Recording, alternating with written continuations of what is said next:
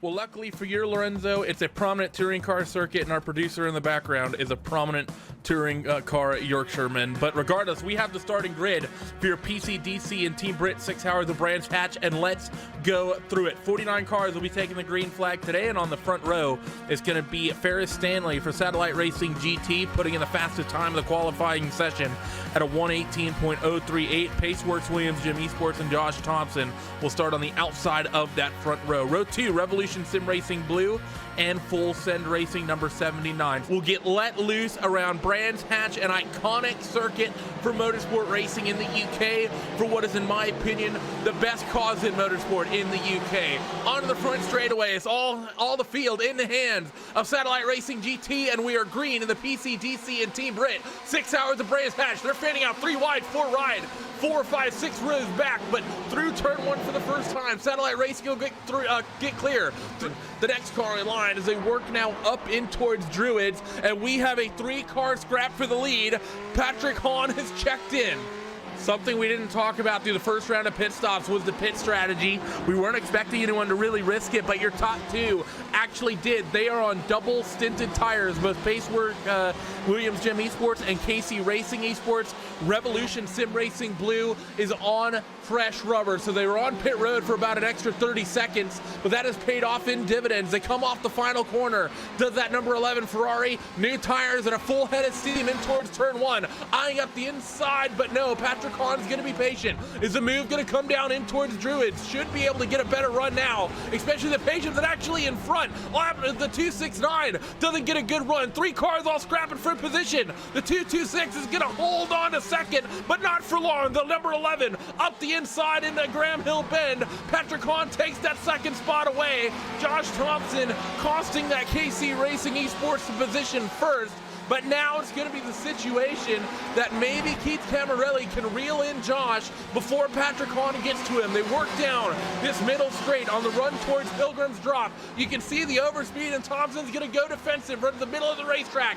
This worked for him once before, but is it going to work this time? The cutback's not going to be on. Thompson cuts it off side by side as they work through Westfield and in towards Dingle Dell. Josh Thompson's going to try to close the door, and he's just going to be able to do it. Maybe crossing the line here. Sometimes when it comes to endurance racing, you have to know when the jig is up and when that car behind you is simply quicker and is going to get by. Patrick Hahn will get impatient eventually. Off now of Sterling's and in towards Clearways around the outside of Clark Curve. Can Patrick Hahn make this move stick? No. He nearly forced off onto the grass, and he's able to hold on down the front straightaway once again. Patrick Hahn trying to run me out of breath, but I am determined. Is in towards turn 1 into Paddock Hill Bend. The cutback move will be on Shirley. Is Josh Thompson going to cut it off? Yes. Into Druids around the outside. Is he going to make this move stick on the fresh tires? Nearly a little bit of contact, and off of turn 2, Patrick Hahn has the race lead into Graham Hill Bend.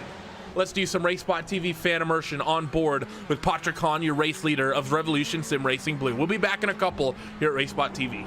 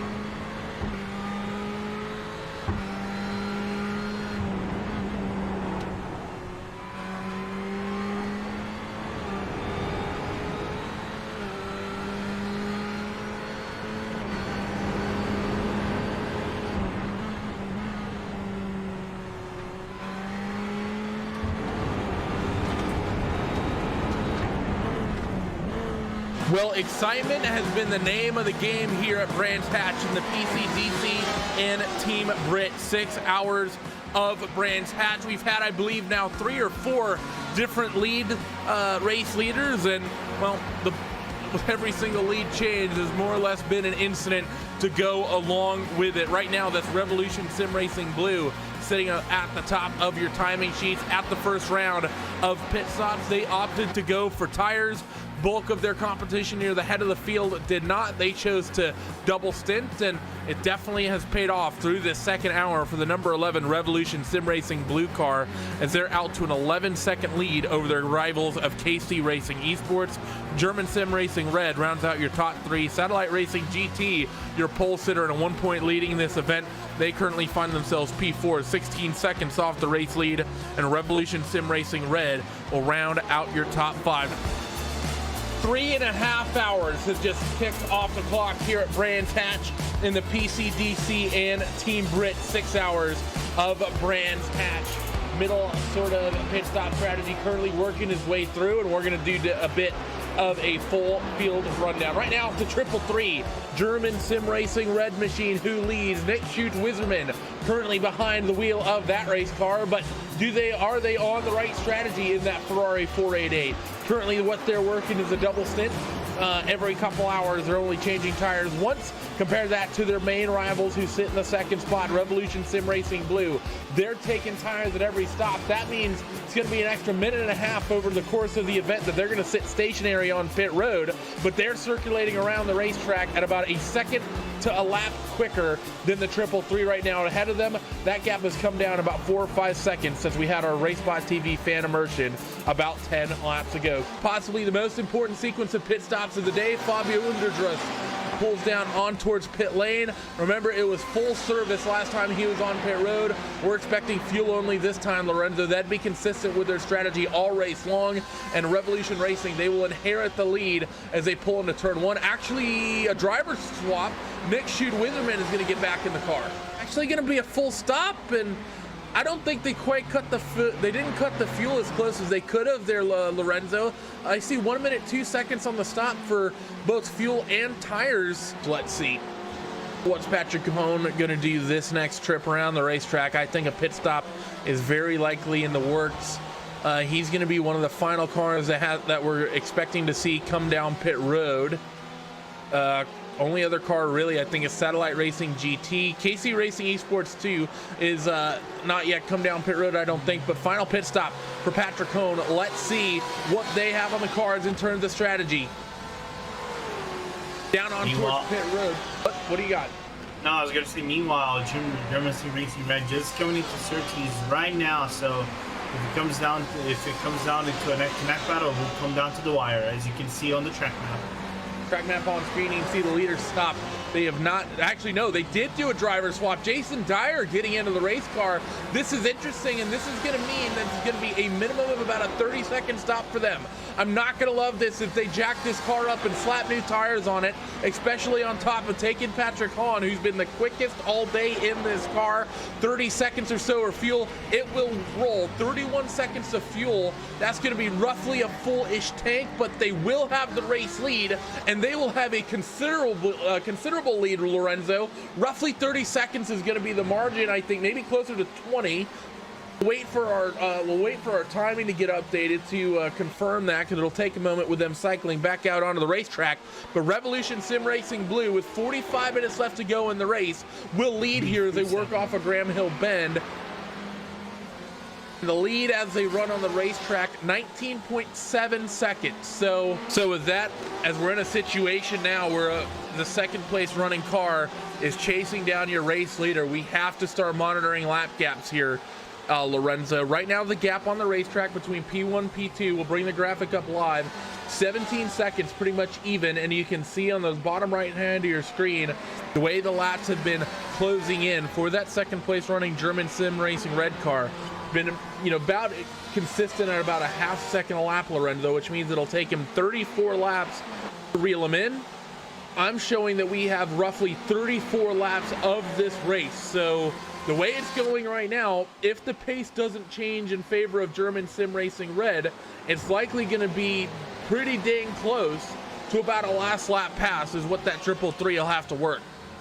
A lot of time on the traffic itself, as right now we got a Again, as you can see on the screen, German Sim Racing Red again, one more lap, grabbing 7/10 out of Jason Dyer. So it's becoming second by second, lap by lap, really complicated situations for Revolution Sim Racing Blue and Jason Dyer. He just needs to pick up the pace because that's 125 average is not working one bit to the team itself. Now at 7.8 since that lap was completed. 6th and 7th on the racetrack. Still close. Streetley didn't even get close to making a move on the run in towards Hawthorns. So they'll stay single file. I think I hear some lap traffic ahead of them. Indeed, I do. How nicely will the traffic play? A lot of times, it's the relationship between teams and drivers that dictates the finish in races like these. When traffic gets important, well, I don't know who that slow car was. I think just letting traffic through. Philip Russell and Jason Dyer will just get clear. But the next in line is going to be John Agaias. He throws a move actually on that machine in front of him, and he's going to come up between your leaders as well. And I think actually that's going to be a benefit for your race leader there, Lorenzo, because that was a bit of an aggressive move there from Mr. John Agaias, I think, trying to move his way up a spot, and that mistake actually hampered your second place runner a little bit. The gap opens up a few tenths because of that mistake. Yeah, it opened up a few tenths. Right now it's between 2.2 second gap between the leader himself and Visserman, and now Visserman has to work two cars, and the worst thing is the first car, okay, is the CXR. Of course, he's gonna catch him in the worst place possible as he come down into Dingledale all the way down to Sheen. Just clears him off, but the problem is the next car is a Revolution Sim Racing, if I'm not mistaken. That's the pink car he has to work himself with, and that's a teammate for Dyer. So teammate orders. Well, Maybe? it's not only that, it's not the pink car, it's the red car of Konstantin Stolensberg, but that car is under no obligation, I feel, to pull off the racetrack, Lorenzo, because only 5 seconds back is the KC Racing Esports car of Kerr Camilleri. So even though, yes, you can make the argument if that's a team car and they shouldn't get involved in the fight for the race win, they're fighting for positions in the top 10 in their own right, and 5 seconds is far enough back. If you just pull off the racetrack, you could potentially lose that spot. The gap still stabilizes, though, at 2 seconds amongst your top two, but there is a buffer between your leader and the second place running car, and that buffer is the teammate of the leader. So while I don't think they're going to block that second place running car, Lorenzo, like you said, they're not going to make it easy, and having them fighting for 7th and 8th is going to make that all the more complicated, as I believe we're going to be coming towards 2 laps to go at the stripe. Yeah, and the thing is, Paul Smith actually said it precisely over here. The race direction is handing out penalties for ignoring blue flags for this race. So here's the thing: are you going to ignore a blue flag, or just going to not going to ignore it, but just make it difficult? As you can see, Stolzenberg making life difficult for just German Sim Racing Red as he comes into the inside of Sterling's, dives deep into it, makes the overtake, but loses a little bit of traction because now the gap's now back up to 2 seconds. 2 seconds, but he'll have 2 laps to work it here as he works down the front straightaway and in towards Paddock Hill Bend, Lorenzo, and this is going to be the best laps he has put in all day long. They have to be. There's no more traffic really out in front of these guys. Satellite Racing is on pace. They will not catch them. Fury Simsport, they take that back. Martin Plowman is off the pace, and your race leader is going to catch him at an awkward time. That's going to check him up. Martin needs to get out of the apex, and just slipping through is your second place running car. The gap's still at 2 seconds, though. Yeah, still at 2 seconds, now 1.9, so it increases every single turn that they make it into this track. Right now, 1.7 is the gap, once again, between Visserman and Dyer. And so Visserman needs to make a hasty move right now. He needs to be within a second himself off of Dyer if he wants to try to think of an overtake, but I don't think that will be enough for the number 333 car. I think Dyer, unless he makes a mistake or something of that nature, knock on the wood, once again, he has this race on the back. We'll have to wait and see, though, as they work through Sterling for the penultimate time. The gap is down to 1.2 seconds. Nick Witherman hooked up Sterling better than he has all day, and it may have been important. Clark Curve for the penultimate time. White flag will be waving at the starter stands at Brands Hatch in the PCDC and TeamBRIT 6 hours of Brands Hatch. 1.1 seconds will be the gap at the stripe, and does Witherman have it in him to reel it in through through Paddock Hill Bend for the final time? The gap will come come down a 10th. Up until Druids, one of the most iconic corners in motorsports for the UK. Some of the most iconic motorsports moments have happened there. Nothing will happen here yet through Graham Hill Bend for the final time. And Jason Dyer will open that gap up a couple of tenths. German Sim Racing Red is running out of time. The team that has been the quickest through the first 5 hours leads by about 9/10 of a second. Down Pilgrim's Drop for the final time. The gap comes down 9/10 of a second. Will it get to 8 before they turn in? No. Nick Schultz-Wiserman running out of opportunities. It'll have to be a last chance dive if he's close enough. Surely in towards Sterling's will be the only opportunity left through Dingledell for the final time. Sheen Curve. We've seen drama here all day long. Flashing of the lights coming through Sheen in towards Sterling for the final time. After 6 hours of racing, the gap is down to 6/10 of a second. Can Witherman maybe somehow win a drag race off of Clark Curve through the final corner for the final time? Little oversteer for Jason Dyer. That'll close the gap, but not enough. And Revolution Sim Racing Blue will hold on to win the PCDC and TeamBRIT 6 Hours of Brands. Nick Schultz-Wiserman just coming out of second place. The gap between both drivers, 0.388 between Wiserman and Dyer. So Dyer just winning by a thin margin against the 333 car. We have KC Racing Esports coming into the line right now. Keith Camilleri just coming into Clark's Bend, and he will round out the podium in third place. A good placing for Team KC Racing Esports, and fourth place will most likely be within Satellite Racing GT as they come out into Hawthorne's Bend, and they still have to work the Dingledell. They had a 1 minute advantage over the 5th place running car of PCDC Motorsports Yellow and Florian Denzler. So Ferris Stanley is definitely in a very comfortable situation as Satellite Racing, but for Revolution Racing Blue, they're going to start, Revolution Sim Racing Blue, they're going to meet up with their teammates, both the red and the pink car, and they work down in towards Surtees, and I think they're more than pleased with themselves here, Lorenzo. Not only do they have 2 cars in the top 10, but their other teammate finishing inside the top 20. I believe that's all 3 of their entries. I think they only had 3 cars, not 4. I'm correct. So all 3 cars in the top 20 in the upper half of the field, and 1 winning and another one in the top 10. That's a great day for Revolution Sim Racing, not only as a single car winning the race, but for that entire organization. Great day of racing for them at Brands Hatch.